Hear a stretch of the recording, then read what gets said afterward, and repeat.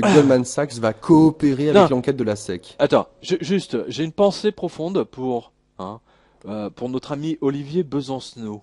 Besancenot, espèce d'enfoiré. Espèce d'enfoiré. Là, il faisait des manifs, là, il y a 2-3 jours, pour les sans-papiers.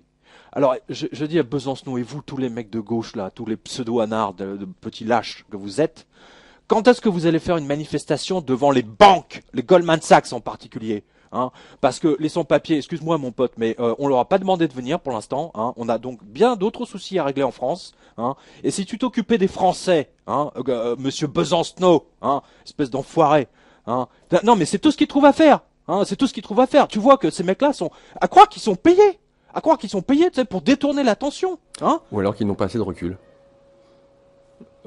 Qu'est-ce que tu veux dire là exactement? J'ai craint le pire là. Ils n'ont pas une vision globale. Non mais c'est psychanalytiquement c'est assez, assez inquiétant ce que tu viens de dire. Non, mais soit ils ont pas. Non mais comme tu l'as dit tout à l'heure, tu l'as mentionné. Ce que je trouve intéressant, c'est que aussi bien les politiques que les banquiers, il y a de tout partout. De même qu'il y a des bons plombiers, des bons garagistes. Mais je comprends pas ce mec. Attends, ce mec était d'extrême gauche. Je n'ai jamais parlé avec lui. Je n'ai jamais parlé avec lui. Je veux dire, aujourd'hui c'est le moment ou jamais, si tu veux, de rassembler tous les Français dans un combat commun, tu vois. Il me semble que Mélenchon l'a fait. Il me semble, j'en suis pas sûr. Mélenchon l'a fait, donc il est pas idiot celui-là. Mais Besancenot, tout ce qu'il trouve à faire, c'est le sans-papier. Bah oui, t'as qu'à aller je sais pas, au Bangladesh, tiens, là il y a du boulot. Fais-toi médecin sans frontières ou je sais pas, ou plombier sans frontières ou politicien sans frontières. Voilà. Mais tous ces mecs-là s'occupent de tout le monde, sauf des Français. Parce que là, c'est quand même vachement inquiétant. Enfin, de ce que je vois, les politiciens ne s'occupent absolument pas des Français. Ils en ont rien à faire. J'ai vu passer un truc sur le Facebook qui a été relayé des centaines de milliers de fois. Le Parti social, il y a eu 3 mecs ou 4 mecs qui se sont immolés pour diverses raisons, dont 2 à Pôle emploi, comme on l'a dit tout à l'heure. Pas un ministre socialiste n'a fait un truc. Pas un. Alors que quand il y a eu un tremblement de terre en Algérie, je suis navré pour eux, je sais pas, je sais plus quel ministre ou président avait réclamé une minute de silence en France. Ok, donc tu vois, il y a une inversion des choses. 2 poids 2 mesures. C'est 2 poids 2. Non, c'est pire que ça. C'est on focalise son attention ailleurs. À l'extérieur. Exemple typique. Hier sur BFM. Toute la journée, j'en sais rien, mais je crois que c'est toute la journée. Ils t'ont fait un truc sur une montgolfière que je sais pas qui s'est plantée, tu vois. On regardera la liste des licenciements. Aujourd'hui, il doit y avoir à peu près au moins 2000 entreprises, 2000 PME avec 200 ou 600 personnes qui vont perdre leur emploi. Est-ce que tu crois que BFM va faire des directs devant ces... Non, évidemment que non.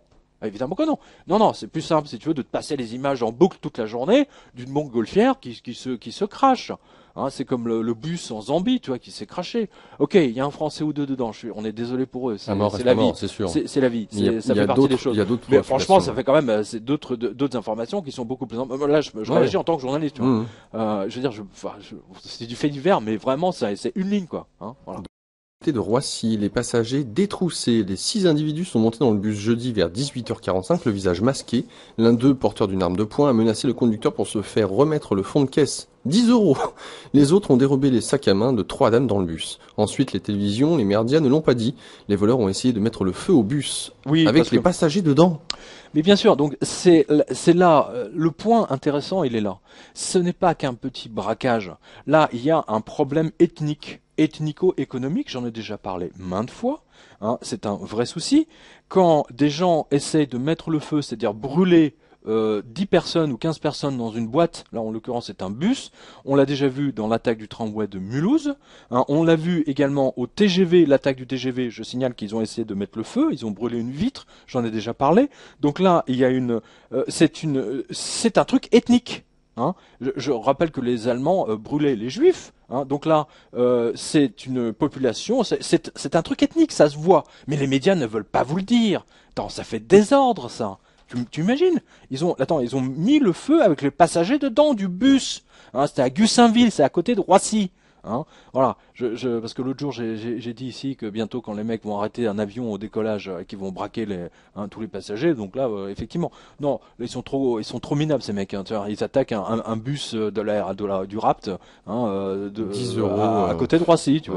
vois, voilà, et ils ont braqué le sac à main d'une mamie, tu vois, voilà, qui va perdre des heures et des heures, des jours, des semaines pour se refaire sa carte d'identité, sa carte Visa, sa carte vitale, parce que c'est ça les emmerdes après. C'est pas tant qu'on te braque tes 10 euros ou 15 euros dans ton porte-monnaie, c'est toutes les emmerdes qu'il y a les unes après les autres pour se refaire tes papiers, quoi. C'est ça le problème. Voilà le problème. Et ça, c'est purement ethnique. Quand les gens essaient de mettre le feu à un véhicule de transport de transport de passagers dans lequel il y a des gens, c'est un acte ethnique, c'est une guerre. Voilà ce que c'est une guerre. Et les médias ne veulent pas le voir. Et je suis le seul sur les médias à le dire. Voilà. C'est quand même important de le souligner. C'est gravissime. L'inverse, là, un témoignage d'un agent de sécurité. Ah, c'est du costaud.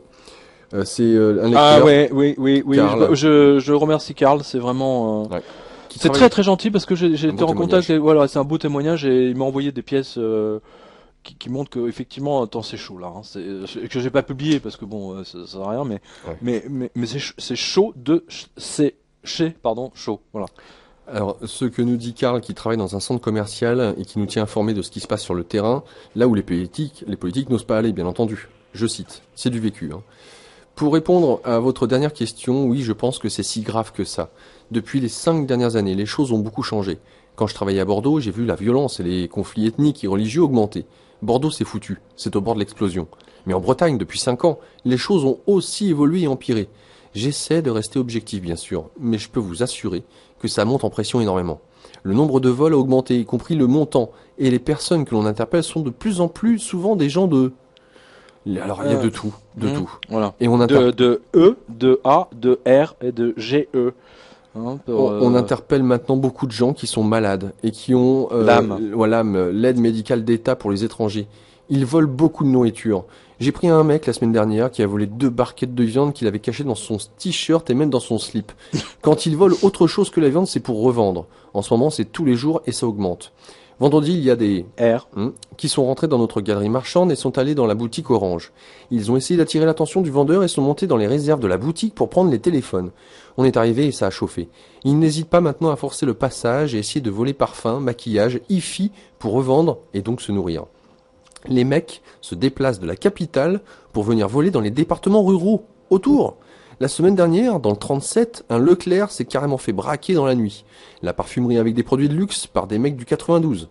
Ils ont défoncé une issue de secours. Il y a tellement de choses qui se passent. Et de plus en plus que j'en oublie. Ah oui, on a aussi pris des personnes de... organisées qui se mettent derrière les gens quand ils retirent au DAB. Ah, ça m'est arrivé ça. Ouais. Ça m'est arrivé. Et oui, ils les suivaient dans le magasin et volaient leurs cartes bleues dans les sacs pour ensuite retirer l'argent. On en a pris 2, un couple, ça s'est passé dans Ouest France. Dehors, à la station essence du Leclerc, les filles se font tout le temps insulter et agresser verbalement. Les gens râlent, même pour un dépassement d'1 euro. Il y a aussi des tensions ethniques énormes. Par exemple, un jeune homme la semaine dernière a fait un scandale à l'accueil car on laisse rentrer des femmes en niqab. Des gens nous téléphonent aussi nous disant que c'est pas normal. J'ai des collègues noirs et maghrébins, et les clients énervés leur font souvent des remarques racistes et parfois même ne veulent pas leur parler. Il y a aussi énormément de choses qui se passent en dehors du magasin, à côté de chez moi. Par exemple, dans mon village, des jeunes ont volé la statue du monument aux morts de la guerre 14-18 et l'ont découpée pour la revendre. Le lien dans Ouest France, ça avance, ça monte en pression, on le sent, c'est palpable. Alors, juste un très court commentaire là, c'est chaud là, là, je sens que j'ai regardé j'invite à aller voir cet article hein, et cliquer sur le lien en dessous qui est dans Ouest France. Moi j'ai vérifié, j'ai lu le papier et il y a une photo. Une photo, si tu veux, d'un poilu, hein, un poilu en bronze. Si tu veux, ils ont arraché le monument aux morts.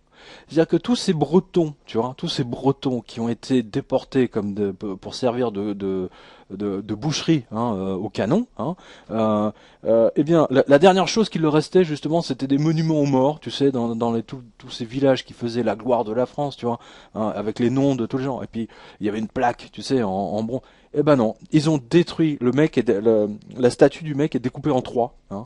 Donc voilà, ce pauvre soldat inconnu, découpé en trois, tout ça, pour nourrir des va-nu-pieds qui veulent tout, il n'y a plus aucun respect. Je veux dire, ils savent même pas ce qu'ils font. C'est ça qui est. On marche sur la tête. Toutes les valeurs sont inversées, donc. Tout est absolument inversé.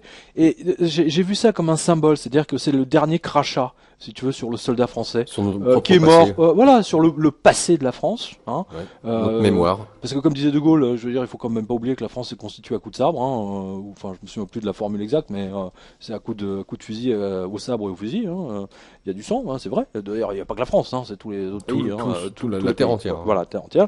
Mais là, j'ai trouvé ça dingue, quoi. C'est vraiment, je veux dire, mais en plus, c'est une œuvre d'art. C'est une œuvre d'art, ce soldat. Tu vois, c'est très beau. Enfin, c'est très beau pour un monument. Oui, je veux dire, c'est très beau. Et ben non, ils l'ont détruit, cassé, etc. Et c'est la même chose. Je crois qu'il y a une église là qui a été